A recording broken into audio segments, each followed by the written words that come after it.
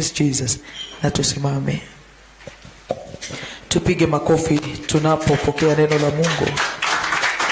Amen.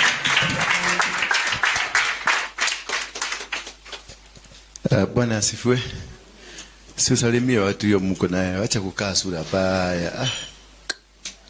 Sasa unakaa sura baya ni kama umekosewa, ni kama ulilazimishwa kukuja huko. Sasa msalimie na unasalimia kama una smile. Na unamwambia si utanibaia lunch leo. Bwana Yesu asifiwe sana. Bwana asifiwe sana. Tunaweza kuketi. Baba nakushukuru kwa sababu wewe ni Mungu. Asante kwa wema na utukufu wako. Ukatubariki, ukatusaidie. Nitumie tu kama chombo nikaweza kuzungumza na watu wako. Na wakapate baraka na waliofungwa wakafunguliwe. In Jesus name we pray. Somebody say amen. Leo ninataka tuangalie kitu rahisi sana lakini imekuwa ngumu katika maisha ya wengi. It has been so difficult in the lives of many people, but though it's a small thing at our look tukiangalia, it's a small thing, but it is a big thing because we don't know. Bwana Yesu asifiwe sana. I want us to look at the how to let God do our fights. Bwana Yesu asifiwe sana. Because most of us and most time we do the fights instead of allowing God to do the fight. Bwana Yesu asifiwe sana. Most of you hapa mmekuja because you want to do the fight. You are here because you nataka kutumia pastor wako ama reverend ama apostle muanze kupigana vita, muanze kupigana na mashetani. Sio ndio sababu mko hapa? Nikienda huko ataongea neno moja tu na vita itaisha. Aliyokigo kemwe na madhina nemegothira. Bwana Yesu asifiwe sana. Apostle aliyokigo kemwe. Wewe umeletwa na maneno ngapi? Maneno moja. Wewe umeletwa na maneno ngapi? Moja tu. Hiyo ndiye mkuleta. Na wewe maneno ngapi? Umekuja kufundishwa. Na wewe umeletwa na maneno ngapi? Mingi sana. Na wewe umeletwa na maneno ngapi? Unataka apostle anene maneno ngapi leo?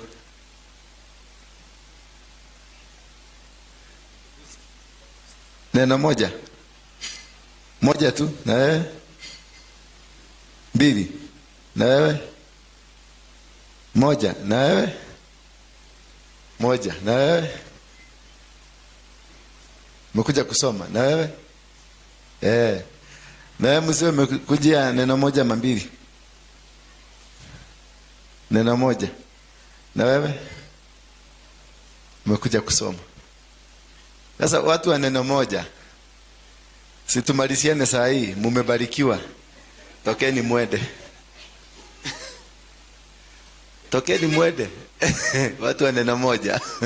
Watu wa neno mbili, Mungu amewabariki. Out. Bwana asifiwe. Kama umekuja kwa sababu ya neno moja, hautabarikiwa.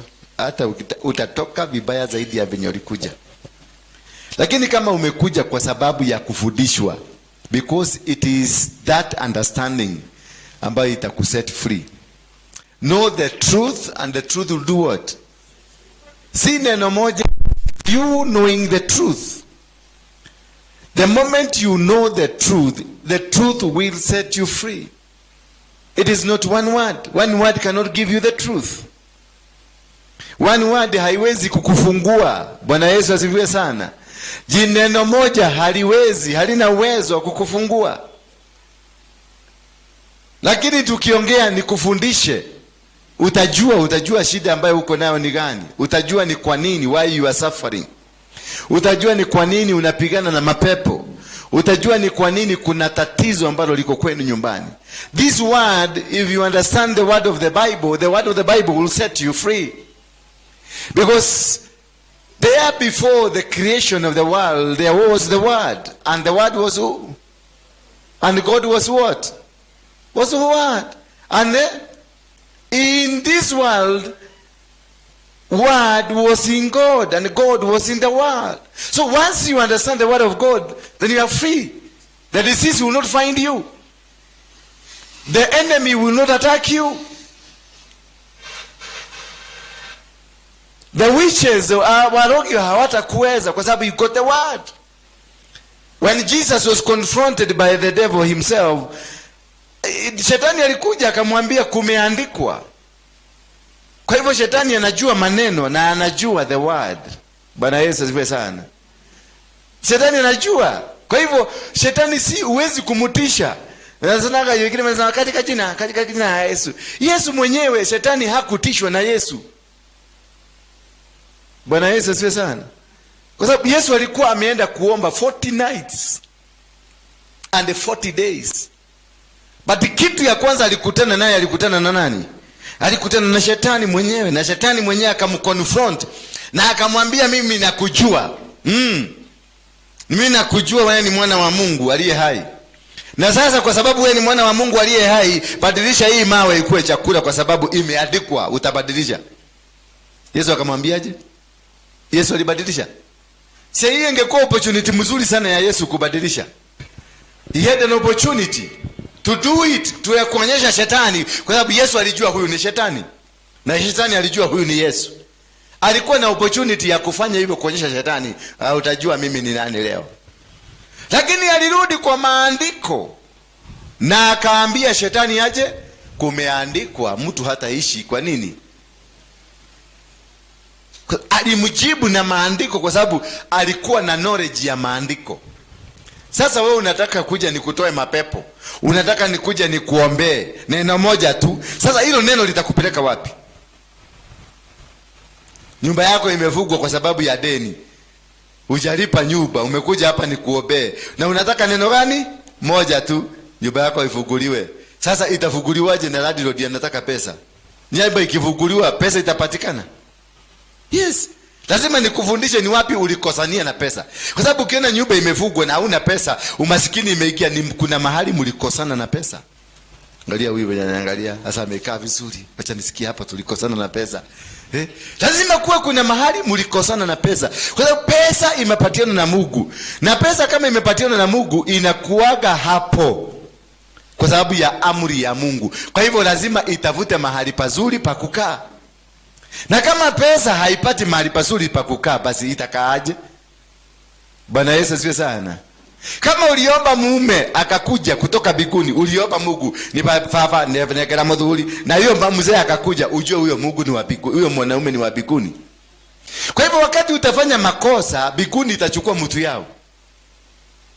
Kama uliomba nyumba, ukaenda Katoroni ukaomba mpaka nyumba ikakuja, Mungu akakupatia, hiyo kitu ambayo umepatiwa ni ya wapi?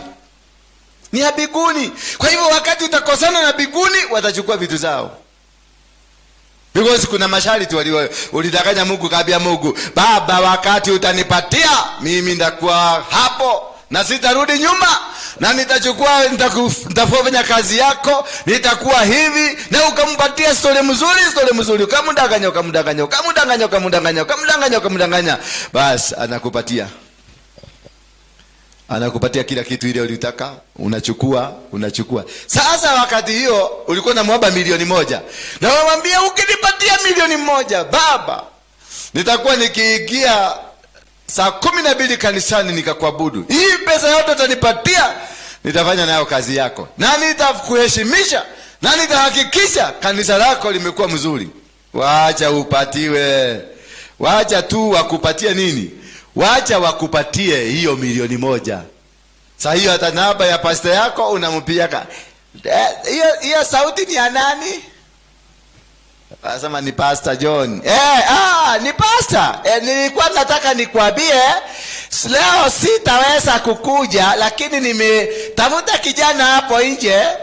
Nitakutumia pesa ule kijana akuje afagie, kwa sababu nimepatwa na kitu, nimekuwa agent kidogo na pia mahali. Kwa hivyo tafuta kakijana. Sasa pastor wako ambao ulikuwa unakuja unapiga magoti mkimsalimia, Pastor man of God, you are blessed man of God. Sasa umefika mbali unamtuma, tafuta kijana mmoja hapo ni mmoja nataka kukimbia mahali Nakuru, alafu nitakutumia tu pesa kidogo umulipe. Akiosha kanisa mzuri, sasa instruction kwa pastor venye atafanya na venye atafagia kanisa. Tofauti tu ni venye umemwambia atafute kijana, lakini ni kama umemwambia fagia kanisa nitakulipa. Siku hizi mimi ndio mkubwa. Bwana Yesu asifiwe sana. Na hiyo pesa uliomba wapi? Ulienda Kataloni ukaomba Mungu na ukasema nitaheshimisha kazi yako. The first thing umefanya ni nini? Umedhalalisha mtu wa Mungu. Hiyo pesa itaenda. Sasa ikienda ndio nasemaga Shetani, devil you are liar. We Korina mama say, where God, what did I do? You don't deserve this. You said I will be the head, not the tail. Sasa Mungu anakukumbusha. Sasa unaanza kugangana na shetani, unapigana na shetani, but nothing, because it is not the devil, it is God dealing with you. Bwana Yesu asifiwe sana. It is God you lied to. When mkora ndani ya kanisa, jabasi, mwizi, hata tithe ukulete ulihama nayo kwa sababu ulifanya amekupatia 3,000,000. Sasa unaanza kufanya calculation ni 3,000,000. 3 million. Unafanya 10% ya 3 million ni pesa ngapi? 300,000. Sasa alafu neighbor yako alinunua kagari kale kadogo ka Uber. Sasa unafanya na alitoa 1,300 akanunua kagari. Sasa unaona wacha ninunue kagari. Sasa ile pesa itakuwa ikipatikana ndio nitakuwa nikipeleka kanisani. Lakini wakati Mungu alikupatia 3 million, hakufanya hesabu. Alikuangalia tu na kaona wewe unastahili 3 million kwa sababu venye umemwelezea, amesikiliza na ameona kweli umemwelezea. Na bidii ulikuwa unafanya kuosha choo, baka haukuwa unatumia brush kuosha choo, ulikuwa unatumia mkono yako ndio upako iingie haraka. Ndio Mungu ameona hata unaosha mavi na mkono.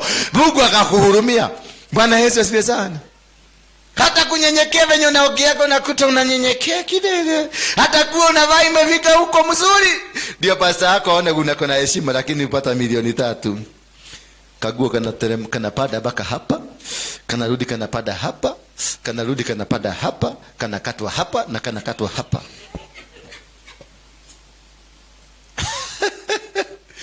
Bwana Yesu asifiwe sana. Kwa sababu upako ya 3,000,000 imeingia. Upako ya nini? Upako ya 3,000,000 imeingia. Kwa hivyo there is no respect anymore.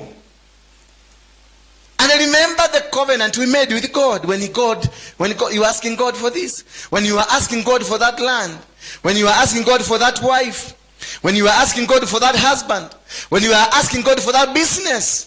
You made a lot of covenants. You made a lot of words. You swore to God, oh papari kakatoroko sayanda. Rebeketeria ramakata rabosoko taya. Hey baba, hey o kakakarina. Ukijaribu kumconvince na lugha zote. Na kwa sababu ana masikio ya kusikia lugha zote anasikia na anakuachilia. Baada ya kuachiliwa sasa ndio nakuta unaanza kubehave kama mnyama. Bwana asifiwe sana. Wangapi wamejipata kwenye hiyo situation ya kubehave? Uliomba Mungu akakubariki, alafu ukaanza kukua bisibisi kidogo. Bisibisi. Ile bisibisi ya nani? Anaita Betibai. Bisibisi. Wangapi umejikuta kwenye hiyo situation? Kuna hujawahi danganya Mungu? Nyinyi mko hapa. Mtu mwenye hajawahi kudanganya Mungu inua mkono juu. Mwenye hajawahi kudanganya Mungu inua tu mkono wako juu. Dole wamuhenia. Ule wamwelete ile kitu ulimwambia hivyo ndivyo unafanyaga mpaka sasa, inua mkono juu. Si unaona sasa? Ni mikora mitupu. Sasa imekuja tena kwa huyo Mungu ulidanganya. Sasa unafikiria alisahau, kumbe alikugojea mahali. Akakuja kwa Apostle Waruinge akakuruta kiti yako hapa. Anakuchugulia. Tena nigenooka. Uko na koheni atia. Anajua ni uongo umeleta hapa. Bwana Yesu asifiwe sana. Anajua ni uongo. Tena nataka kukuja kumwambia unajua Mungu, ninakupenda sana. Anajua hivyo, anajua ni uongo, hakuna mapenzi. Mungu wewe ni Mungu wa miungu yote. Mungu wewe ndio Mungu, hakuna Mungu mwingine kama wewe. Anajua hivyo ni uongo. kuna Mungu mwingine umeweka kwa nyumba. Bwana Yesu asifiwe sana. So that is when you lose the battle by failing to let God do your battle. When God started with you, he started with you with a promise. Wakati alikupatia hiyo shilingi, hiyo milioni 10, hiyo milioni 1, hizo shilingi 10,000, shilingi 1,000, there is a promise he made to you that I will never forsake you nor leave you. Even if you be going through the valley of the valley ya shadow, ama ni shadow ya valley? Ni valley ya shadow ama ni shadow ya valley? Ni nini nazaka kwanza, ni valley ya shadow ama ni shadow ya valley? Wewe ni utakukibitia kwenye bonde la mauti, nitakuwa pamoja na wewe. Aliahidi, and God is a promise keeper. When God say I'm going to bless you, God said it and he's going to bless you. God is a promise keeper. He's not a liar like you. He's not a man that he should lie. He's a promise keeper, and wherever he keeps he says the promise, he keeps the promise. Kama alisema atakuponya, this God will do it. So you are not supposed to go do the battle for him. Let him do the battle. Kama alisema nitakupatia kazi, wacha kupapatika. Kama alikuahidi I will give you a job, wacha kupapatika. You just wait for his time. Because God will come at his time, not at your time. I will come and prophesy to you. God has said he's going to heal you. Wacha kunisumbua. Don't come kunisumbua. Anza kuabudu Mungu. Anza kumshukuru Mungu kwa hiyo neno amesema. Wait for the time, because God will only come to you at the right time. Bwana Yesu asifiwe sana. God will only come at the right time. He will not come at your own time, because you are in a hurry. When he bless you, he became hurry. Ulianza kurukaruka, kutoroka. That is why now he is also busy doing something else. Yet unarukaruka huko. Unasema oh baba. Unaandika apostle. Kesha ingine ni alini? Apostle, mnakwanga na morning glory. Apostle, mnakwanga na lanjawa. Apostle, mnakwanga na deliverance. Apostle, mnakwanga na nini? Apostle, kama kuna kitu mnataka nisaidie, uniite na nitatoa. Na ile kitu nataka kuja kusaidia ni 50 unataka kutoa. Na wakati ulikuwa na 2 million haukujua kuna kitu ya kusaidia. Sasa zimeisha, umebakiwa na 200 ndio nataka kutolea Mungu 50 hapo, mwambie Mungu 50. Sasa unaona Mungu ni mjinga kama wewe? Mami, waya niliega iniki? Ulidanganya Mungu kwa nini? Si ulikuwa umebarikiwa, umepanda kabisa? Nego, hujaipanda? Na mbona uko na uhai? Hii uhai ni yako. Ulikuwa ulizaliwa hivyo, ulizaliwa kwa mtu mzima. Si umekuwa kutoka mtoto, level to level kupanda hivi. Sasa nasema ya Mungu akuje baadaye. Bwana Yesu asifiwe sana. We have gone through a process of God. And when you are through a process of God, you let God do the battle for you, because it is only God who has a reason why you are here on earth. Everyone here has a purpose of God. And when all of us here, we have the purpose of God, we have the purpose of God because God has a reason for us to be here. Bwana Yesu asifiwe sana. I'm preaching because God had a purpose for me to come and preach. Bwana Yesu asifiwe. I'm married because God wanted me to be married, and he created a wife for me and he created children for me. That is why I'm here and I'm doing the job I'm doing, because this is what God created me for. The kind of business you are doing, God created you for that business. So if God created you for that business, he created you for a business because the business is from God. And God had created it before the world was created. Hata kabla dunia haijaumbwa, the business was created, and therefore the owner of the business had to wait until 1970 ndio ukakuja hii dunia. Ndio business yako ianze. Wakati ulizaliwa business ilianza kukua, ilianza watu wakaanza kuitwa the owners ambao wanafaa kukusaidia. They were called from all over, and you are growing, the business was also growing. So wakati ulikutana na business, it's not a miracle. This business has been there. It is just a connection. Bwana Yesu asifiwe sana. Ama si uko na bibi? Wakati ulifikiria kuoa bibi ndio alitengenezwa na Mungu akaletwa hapo? No. Uliletwa dunia hii na bibi yako akaletwa dunia hii. Both of you came. Hata watoto wenu wako walikuja. Kama haujazaa watoto wako tu ni venye hujawa connect. Bwana Yesu asifiwe sana. Hii kiti imetengenezwa kutoka China na iliandikwa jina yako utakuja kukalia siku hii ya leo. Imetoka China. Imebebwa na ndege. Hii nguo umevaa imetoka China, imebebwa na ndege na ikakulocate mpaka mahali huko ikapatana na wewe. Why? God commanded the Chinese to make a cloth. And in that cloth that Chinese akaandika jina yako, lakini hajui kama aliandika jina yako. That is why hiyo nguo imekuja imeguzwa na watu wengi, wamekeiwacha wanasema ni mbaya, wakiwacha, lakini wakati uliinunua ukaivaa kila mtu akaitamani. Because imeingia kwa mwenyewe. Bwana Yesu asifiwe sana. Unakuta kisichana unakiangaliaga unaona hiki keke ndege shangimo na radike kieda. Hiki andike kieda hiki ndege shangimo. Lakini wakati atakutana na mume wake waigiane hivi, unaona wale wote walikuwa naona ndege shangimo na sakai. Muda kati. Mpaka wanaanza kumtext, "Hai, unanikumbuka?" Na alikuwa anapita hapo na hai weke ndege shangimo hata siwezi kutaka kuongea. Lakini wakati waliigiana na mwenyewe, umungu kaingia na kazi ya Mungu ikaanza kufanya kazi. Are you connected with the blessings of God? Are you connected the reasons why God created you for? Most of you are suffering not because you are not supposed to suffer. Most of you are suffering because you are disconnected. Umeweka waya ya red badala ishikane na waya ya red na red, umeweka red na black. Hiyo si moto, si ni ardhi na nini, ni ardhi na life wire na neutral. Sasa ukiconnect ardhi wire, ukiconnect ardhi wire inakuaje?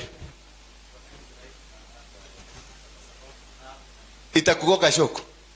Nyumba mzima itaanza kushika moto. Italipuka. Sasa huyu amebarikiwa ni mkulima na huyu amebarikiwa ni engineer. Huyu anataka kuingia kwa ukulima na huyu ameingia kwa engineer. Itakuwaje? Itakuwa mlipuko. Sasa you are suffering not because you are poor. You are suffering because you are in the wrong profession. You are doing wrong things. You are in the wrong place. You are not doing what God created you for. That is very important for you to understand the principles of heaven and understand why God created you. The day you understand why God created you, you'll be able to know your destiny and the plans for God for you. That is simple. You don't need prayers. You don't need prayers. You need only to understand yourself. And you can only understand yourself by reading the Bible and understanding the principles, the teachings, and the reason for God's creating you. He told Jeremiah, before you were born, I knew you. Before Jeremiah was born, he was known. And before Jeremiah was even known, he had been set aside, he had been sanctified, he had been ordained, and he had been given an opportunity and a reason for him in this world. In verse number 10 of Jeremiah 1, see, today I have given you, I have set you high against nations and kingdoms. And when he tried to backtrack in verse 6, God comes to him and tells him to never say again you are a youth. And he touched his mouth and told his mouth, wherever I will send you to say, you will say. Wherever I will send you to go, you will go. Because that is the role I have created you for. Hallelujah. But sasa unangangana. Kwa engineer unangangana na vitu vingine vitakataka vingine vielewi. Unavaa kuwa professor but you are not doing the work that God created you for. Yu unataka kushindana kwa sababu umeona apostle anahubiri vizuri na wewe unakuja kungangana hapa na mahubiri. Sasa ndio unakuta unapatia watu mastori hazieleweki because you don't. And you cannot be in this church if you have not been called for this church. You cannot minister in this church if the calling you have si hii kanisa. Lazima uende huku, ukikaa hapa utaanza kufokoza na ukikaa hapo ndio unakutanga mtu ameanza kukua subua. Wale mapasta wanasubuaga watu makanisani ni kwa sababu they are in the wrong church. The spirit ambayo niko nayo inafaa kutembea na Beatrice. The spirit ambayo niko nayo inafaa kutembea na huyu msichana mwenye anachukua kamera. We must be together because all these things were created purposely for this ministry. Bwana Yesu asifiwe sana. Hata hiyo kiti kinafaa kuresonate na mimi. Hizi mashini zote unaona hapa they are supposed because they have a name of the ministry. All these things unaziona hapa, they were created purposely for this ministry. That's why they have found themselves here. So I'm supposed to walk with them and they're supposed to nafaa kulime. Hata ukituona venye tuna behave, naangalia tu ule na macho tu, na nikihubiri tu nahubiri, lakini namwangalia anajua ni nini nataka, because we are together. Lakini wewe sasa hiyo nilikuwa nahubiri, wewe hiyo kamera vizuri hapa, we are not together. We are not coordinating. I'm just supposed to look at you na unajua what I want. I'm just not nifanya tu hivi, ule anajua in microphone si sawa na balance immediately. We don't talk na hata hamtajua. Why? Because we are in the right place, doing the right thing in the right time. That is why you are sick, because you went to a town where you are not supposed to be. Environment ya huko ikakukataa because hakuna oxygen yako huko. Ukaenda town ya Nakuru kufanya biashara, there is no customer. Hakuna mtu ameumbwa kwa ajili ya kazi yako, ako huko. Wote wako Nairobi. Kazi yako lazima ifilisike.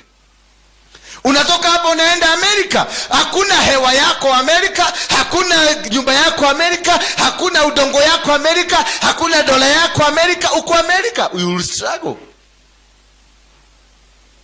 Sasa utakuwa ukisumbua watu wanakukopesha vitu zao, na wakikupatia vitu zao wanapigwa, wanaulizwa unapatia huyo kwa nini? Na kazi yake iko South Korea. Duka yake iko South Korea.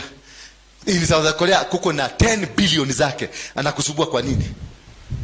Sasa unaona umeondoa kazi ya Mungu, unaanza kufanya kazi ya Mungu, na hiyo ndio inafanya unaaguka. Sijui kama na make sense. Sijui kama tunaendelea vizuri. Are we together? Are you understanding me? Is somebody learning something? That we need to understand before you make any move, before you decide going, before even you decide to come, ni kuobe. Uliza Mungu, uko huyo mchungaji amebeba kitu yangu? Kwa sababu hata kuna wanakuja hapa na ukai ni kuobe, but nothing happens. Na ukitoka hapa ukutana na wale ule wa ndani ya matatu, wale wanahubiri Biblia mzima kwa matatu within 5 minutes. Biblia mzima kutoka Genesis mpaka Revelation within 5 minutes, na ameitisha nini? Sadaka. Na ameitisha kuokoka. Hawaekagi sana, lakini sadaka sana. Because anataka kushuka the next stage, aingie kwa hiyo matatu nyingine na hiyo achukue. Baba anasema, "Kana uja Genesis, kana kwa mwanzo, ukiona mtando, mwenye akasema hili, ukiona anapanda Biblia kupanda mpaka Revelation amemaliza." Bwana anasema sasa uweze kubariki kazi yake. Sasa hapa naongea vizuri, unasikia lugha hii imekuwa mzuri, imekuwa clear. Network inakuwa clear. Bwana anasema sasa wewe atakayebariki kazi ya Mungu naye atabarikiwa. Atakayekariri. Sasa unasikia language, lakini Biblia mzima hakuna kitu ulielewa. Lakini kwa kutoa language network inakuwa clear. Anatoka kwa milima, kwa milima na mabonde huko. Bwana Yesu asifiwe sana. Utakutana na yeye huyo matatu, na anakuombea na unapona, kwa sababu umeitiwa yeye. So before you come to this place, ask God first. Don't come because umeniona kwa Saimo, ama umeniona kwa Boy, ama umeniona kwa nani. Don't come ama umeniona kwa Bethel TV. No, ask God first. Kwa kidogo ya kwako. Ndio unaona mtu anakuja hapa. Kuna mtu alikuja, alitafuta church. Alikuwa hapa Sunday, alitafuta church, akatoka hapa akaenda mpaka Kayole, akatafuta church ikakosekana Kayole, akaingia Donholm, akatafuta kaona ya Manyuro, akatoka hapo alijikuta Ebakasi, akaingia kanisa ingine hapo. Hiyo kanisa aliingia, aliopewa na akapona. He was coming in the wrong place, kwa sababu sina kitu yake. Si wachungaji, si kila mchungaji ambaye amebeba mzigo yako. Hapana. Ile anointing niko nayo, kuna watu specific. Sema specific. Kuna watu specific anahitaji tu kuconnect na mimi, hata kwa saimokei kuconnect tu hivi na mambo yake yanabadilika. Unasema oyo noe, unasikia roho imekubali, kila kitu imekubali. Na ulikuwa tu unapita, hata upitaki kwa YouTube, ulikuwa nafanya hivi, YouTube ikakwamilia hapo, unaona tu ni huyu, ukisogeza ni huyu, ukisogeza ni huyu, yeye tu ndiye anatukutokelezea, ni hapo, enda hapo. Lakini ya kwambia ndio iweta kweme hujoge umelete oyo mujama arahuja kinyari kainaina. Huyu amekuja kwa sababu ya kainaina. Sasa ukoja hadi kwa kikuje utapona hadi kwa kikigia hapa because yeye ndiye alisikia dunia yake ikitetemeka. Sasa wewe hujasikia, utakujaje hapa? Ama umesikia hadi kwa So that is when you let God do your battle, He will create ways for you. He will create moves for you. He will create every avenue for you. You'll get into the right positions. Hata ukiingia kanisani hautalala, hautajaribu kufungua macho. Najua wengine wanajaribu kufungua macho, imekataa because shetani amemwambia you are in the wrong place. Wangapi wamelala tagu nianza kuhubiri? Wangapi wamesikia kusinzia? Inua mkono tu na usidanganye Mungu. Usidanganye Mungu. Inua tu mkono yako. Najua niko hapa na waona. Inua tu mkono yako. Kausikisi kalikuweza tu. Kajaribu kufungua macho. Inua tu mkono yako. Sasa wewe. Sasa unataka umedanganyana na nimekuona. Sasa unataka nikwambie hata nikikuombea nini utasikia kitu? Hata nikikuombea Mungu asiatajua kweli hii ni mkora ndani ya nyumba yako. Inua mkono yako kama umejaribu kusinzia. Macho imejaribu kufukuka, inajaribu mpaka kama unafanya hivi. Unajua unafungua macho na mdomo.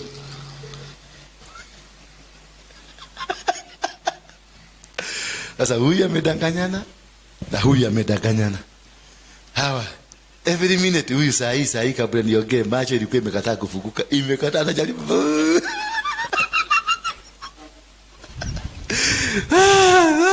Sasa kwa nyumba ya Mungu bado unadanganyana. Na ukitoka huko je? Huyu akili yake yote iko kwa mtoto. Uko ije ama iko hapa? Iko hapa.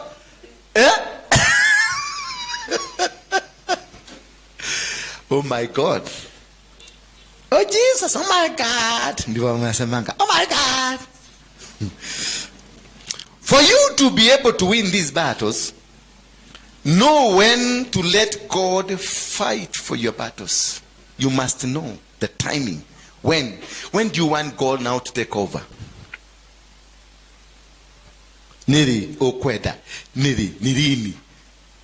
God is dealing with him wherever he is. Alitakikana tu akali hiyo kiti. Bwana Yesu asifiwe sana. Alitakikana tu apande kwa hii stairs ya kuja mpaka afike hapa. That is all what you. Kufika tu kwako hapa ulipona. Kama ulikuja uliniona na ukaona ni huyu, wakati deliverance yako ilianza hapo. That is why you are here. Here umekuja tu kuweka signature. Nilifika huko na nikaona, na kutoka leo hapo ndio nitakuwa nikienda. Mimi kutoka leo nitaitwa mtoto wa hiyo nyumba. Bwana Yesu asifiwe sana. Lakini kama wewe ni mirakosika, na kuahidi hakuna kitu utaenda nayo. Unajua hakuna haja nikudanganya. Hakuna kitu utatoa hapa. Hiyo niliambia Mungu asikubali, kwa sababu sitatembea na wakora. Sitakubali kutembea na wakora. Kwa nini? Nidaashe na mkora niki. Kama umekuja kununua miracle na tukafevite kako hapa na tukamia kako hapa, na ile shida uko nayo ni tulera mzima ya lori, alafu unakuja kuwekelea kafevite hapo unaenda. No, that's wrong. We must train people to know God. We must teach you the word of God so that wherever time, when mahali popote ukitumia Bible, the name of God, you are healed. You don't need to come to a pastor because of healing. You don't need to come to a pastor because you need a business. You don't need to come to a pastor because you need something. You only need to come to a pastor because you need to hear the word of God. Only that, because you can speak healing to yourself. You can speak deliverance to yourself. There is nothing that you need from the pastor in terms of healing, whatever, mashida na matatizo. No, only what you need is to connect yourself with God. And when you are connected with God, everything comes your way. Hello? Hello? Najua hapa sikuwapokea. Najua mnaboeka. Hapa sikuwapokea. So you must be able to know the time when you want now God to take over. Because you must know when you want God to take over. And number two, you must be able, do not advance towards your enemies. You now must stop going advancing towards your enemies. Katika jina la Yesu ninakukemea. Katika jina la Yesu. Hapana. Yesu si mkora. Si kibaga ya kuchukua hapa kama Wameru atedemera modoshi na unakata. No. Jesus is heaven is respected. He's there to defend for us. Don't advance. Let God do the will. Don't let God do it. Do not advance. Don't waza kukemea ati huyu ataniona wacha tu niende katoroni siku 7. Huyo lazima ataramba kaburi huyo. Hiyo ni ushetani, ni uchawi. Back to sender. Ni akomenya. Mimi ile anointing niko nayo. Mbako naona anavutuka kama kuku. Ile anointing atajua hiyo anointing dakari ya modoge. Sasa wewe ni shetani. Huyo ni shetani na mabawa. You let God do it. Do not advance. Do not do the battle. Let the battle be done by God. Mtu amekukosea, just surrender to God. Mwambie God, take over the battle. The battles are not mine. Mtu amekuroga biashara yako, no. Know the word. Speak the blessing. You said you'll never forsake me. No, leave me. Speak the promise of God and everything will happen. Do not revenge, because he says the revenge is mine. Bring all the battles, I'm going to do it. Akamwambia Jehoshaphat, nasa nenda utulie, tengeneza timu yako ya kuniabudu. Praise and worship. That's the only secret. Praise God.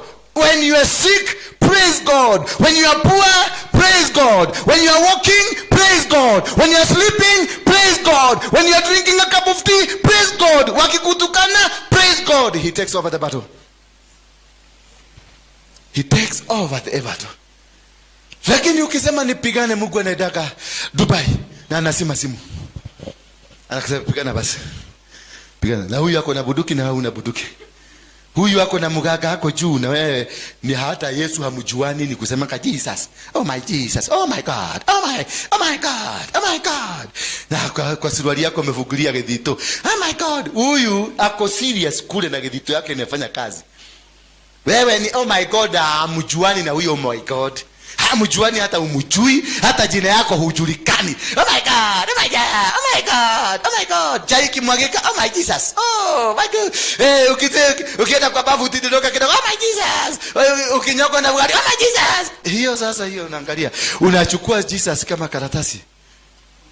You only need Jesus. Mention the name of Jesus with dignity.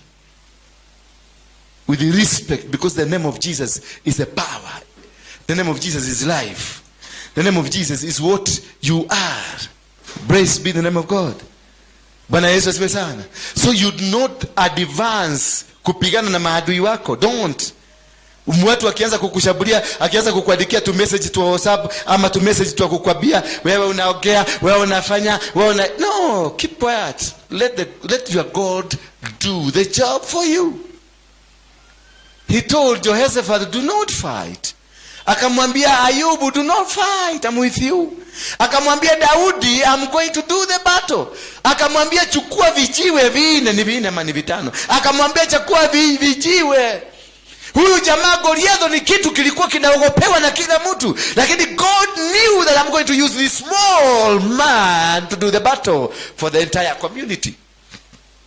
And this man went to this Goliath. Daudi akaenda kwa Goliath akamwambia, you are coming with your muscles, with your power and with your authority, but me, I'm coming to you with my God. So he let God do the job.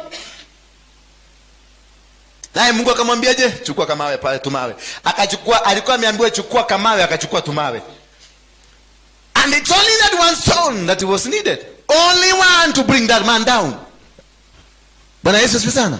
That one stone. Only that was needed to bring this man down. So the energy ambayo alitumia was not needed. Energy ambayo unatumia is not needed. You only need one stone. A stone ordained by God to do an ordination of God. You don't need to have an enemy in this world. Let every your enemy be God's enemy. Let every enemy on earth not be your enemy. Let them be God's enemy. You are God. Allow, ambia Mungu, maadui zangu ni maadui zako, nimeondoka. Wanaonipiga sasa mimi wanampiga, wacha wakupiga, nimeondoka. Mimi nakutegemea, mimi ni mnyonge, siwezi. Mimi sina uwezo, sina kitu. I have no nothing, I can do nothing on earth. Let God do your battle. Tell your neighbor, let God wacha afanye mambo. Mwambie wacha Mungu afanye mambo. Why will you get into this battle? Because Shetani wants you to do the wrong battle. Sasa huyu ndio anakuroga, lakini unapigana na huyu. Sababu Shetani amekubadilisha huko. Kwa sababu umeona huyu ako na sura mbaya mbaya. Umeona? Labda aliumia, alikuwa na kazi amekaa ako na macracks huko. Sasa unaona huyu ndio anakaa mchawi. Na haka nikasupa mpaka huko mdomo ni ya red, huko kametoa nywele, kamepaka rangi ya black, na ingine imeenda huko, na haka kametengeneza hangi, unaona nikamsupa. Lakini sasa huyu ndio Shetani, kwa sababu hakuna wasura vaya. So umeondolewa kwa the real battle, umepelekwa kwa nani? Sasa huyu ataendelea kukupiga ile hali huyu hayuko kwenye vita. Most of you here, you're doing wrong battles. You are fighting people who are not supposed to be fought. Perhaps, maybe the people you are fighting are the people meant to come and help you. Most of you are fighting the angels that were sent to come and lift you up. Most of you are fighting in the wrong battles. You've been accusing your auntie. You've been accusing your shosho. Kumbe your own husband is a witch, is a devil worshipper. You've been accusing your neighbors. Kumbe your own wife is a witch. You have been accusing every other person out there. Kumbe your own daughter, your own son is a Freemason. And the way your auntie loves you, and the way your auntie in the secret, she prays for you. Kumbe your own wife is the cause of the miseries you're going through. Your own husband is the cause of the problem you have. Your own daughter is the cause of the problems they're going through. Your own son is the cause of the problem. Because the devil wants you to be diverted. The devil wants you to go and do wrong battles. Ukiona hiyo pepo imepitia kwa huyu, command that people out of her. That's why Jesus, he never hakuargue na Peter. Aliambia Peter, hakuambia Peter. Alizungumza na nani? Satan. Akamwambia, you devil, get out of my back. Because he knew the problem is not Peter, but the devil that wants to use Peter to disorganize. So most of you here, munapiga na vita ambavyo si vyenu. And he tells Jehoshaphat, stop, do not do anything. Leave the battle to me. Because he only knows the source of what is eating you. The source of your battle, he only knew. Sasa ukikuja hapa ni kukemea, si wewe na kemea. I know, wewe ndio unataka kutumiwa kukuja kuharibu. So allow him to do the job. Kwa sababu yeye peke yake ndiye anajua. When the battle becomes so intense, just step back and let him do the job. Surrender to him. When the battle becomes so strong, vita ikikuwa kubwa sana, just step up, step back, wacha kungangana, wacha kupigana na wao, just step back. Because you have the trust in your God, God will do the job for you. Just step back. Jehoshaphat was told not to organize an army. He was told just prepare a praise and worship team. And that is what he prepared. And that is how he won the battle. When Paul and Silas were taken to court and jailed, they didn't go defending themselves. Kutafuta mambo, tutahongana namna gani, tutatoka hapa namna gani. What he did, they started praising God. Na walipoomba, si milango peke yake ilifunguka, mali kulitokea tetemeko la ardhi ambalo lilikuja likanyegenyura misingi ya hiyo jela ikavunjwa yote. When you praise, unavunja misingi ambayo imekushika. So it is always good to step back when these things come.